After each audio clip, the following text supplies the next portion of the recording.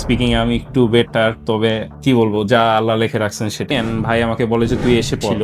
আর writing যদি বলি, সেখানে আমি খুবই বাজে ছিলাম। তো ফার্স্টের দিকে আমি অনেকটা নার্ভাস ছিলাম, সত্যি কথা।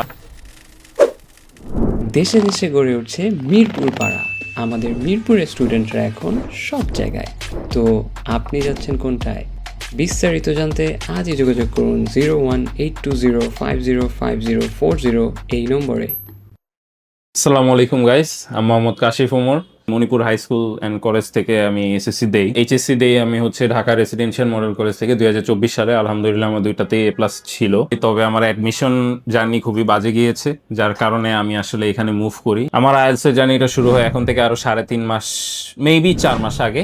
তখন হুট করে আমার মনে পড়ে যে আমি আসলে অনেক ভাইয়ের কাছে পড়তাম আগে থেকেই ইংলিশটা। আমি তাড়াতাড়ি ভাইকে রিচ আউট করি অ্যান্ড ভাই আমাকে বলে যে তুই এসে পড়। প্রথম দিন আহ, বলা যায় যে আমার মোটামুটি একটা হ্যাসেল গেছে আমার উপরে, কজ আমি সবকিছুর সাথে অনেকটা আননোন ছিলাম, like listening, reading, writing, speaking.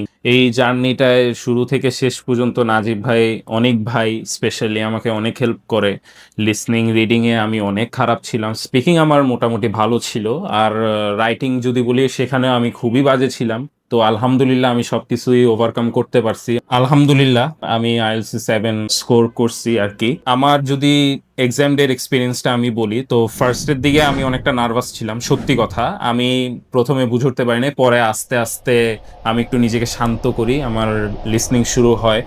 আলহামদুলিল্লাহ আমার লিসনিংটা মোটামুটি ভালোই যায়। একটু হার্ড ছিল আমার কাছে, মেবি পার্ট 3টা একটু হার্ড ছিল, তবে আলহামদুলিল্লাহ সেটা আমার ওভারকাম করতে পারি আমি।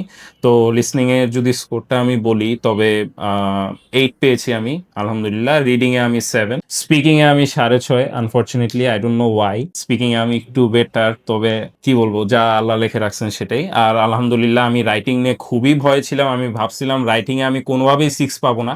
তবে আলহামদুলিল্লাহ এটুর সাথে থাকার কারণে আমি 6.5 পাইছি। ইভেন আমি 7ও পাইতাম যদি আমি নার্ভাস না হইতাম আর কি। এবং এটুকেও অনেক অনেক থ্যাংক ইউ আমার এই জার্নিটায় আমার সাথে থাকার জন্য। আমি মেবি তোমাদের সিনিয়র ব্যাচের স্টুডেন্ট, সো ওই হিসেবে আমি তোমাদেরকে সাজেস্ট করব যে তোমরা এটুকুই চুজ করো। Thank you.